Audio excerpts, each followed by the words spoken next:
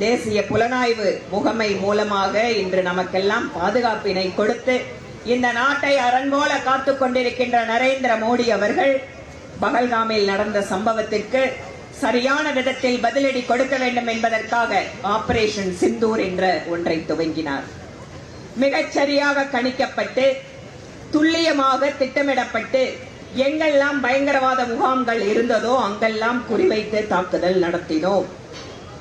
நம்முடைய சகோதரர் ஜெயராமன் சொன்னார், எந்த பெண்களை பார்த்து நீ மோடியிடம் சொல் என்றார்களோ அதே பெண்ணினத்தை வைத்து இதோ உங்கள் பயங்கரவாத முகாம்களை தாக்குகிறோம் என்று முடிவெடுத்தார் மோடி. உலகத்தில் பல்வேறு நாடுகள் பெண்களுக்கு முக்கியத்துவம் கொடுக்கின்றோம், பெண்களை சமநிலைப்படுத்துகிறோம், அவர்களுக்கு சமத்துவம் அளிக்கிறோம் என்கிறார்கள்.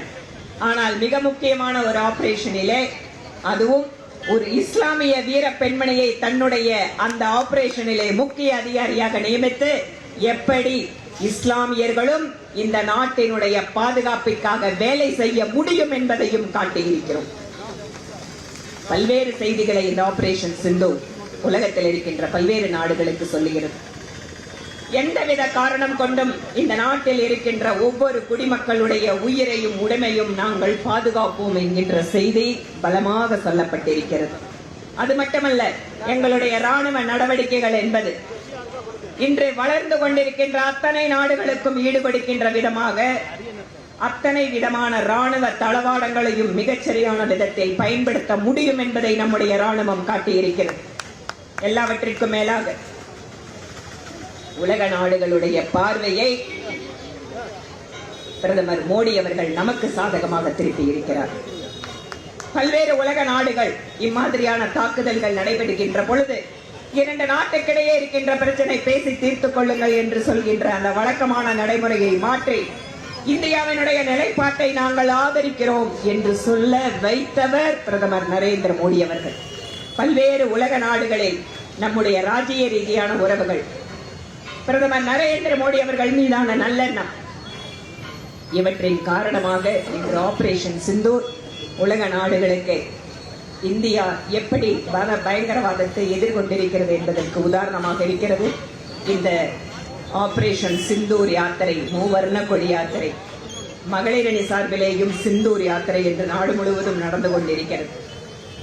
ஆபரேஷன் சிந்தூர் என்று அழகாக பெயரிட்டிருக்கிறார் பிரதமர் மோடி அவர்கள். ஏனென்றால் திலகம் என்பது அது மங்களகரமான வார்த்தை மட்டுமல்ல, அது ஒரு வாழ்க்கையை குறிக்கக்கூடிய சொல். அது வாழ்க்கையினுடைய அமைதியை, செழுமையை, சந்தோஷத்தை குறிக்கின்ற ஒரு சொல். மிகச்சரியாக இந்த தாக்குதல் திட்டமிடப்பட்ட இந்த ஆபரேஷன் சிந்தூர் நடத்தப்பட்டிருக்கிறது. இதையெல்லாம் நாடு மக்கள் அத்தனை பேரும் அறிந்து கொள்ள வேண்டும், அத்தனை பேரும் பெருமிதம் கொள்ள வேண்டும்.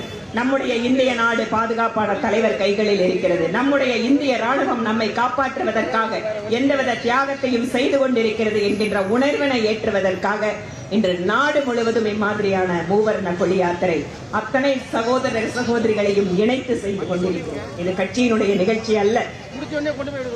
அதனால்தான் இன்று பல்வேறு முக்கியமான சாமஜிகள் ஆசீர்வாதம் கொடுத்திருக்கிறார்கள். பல்வேறு கட்சியினுடைய தலைவர்கள் கலந்து கொண்டிருக்கிறார்கள்.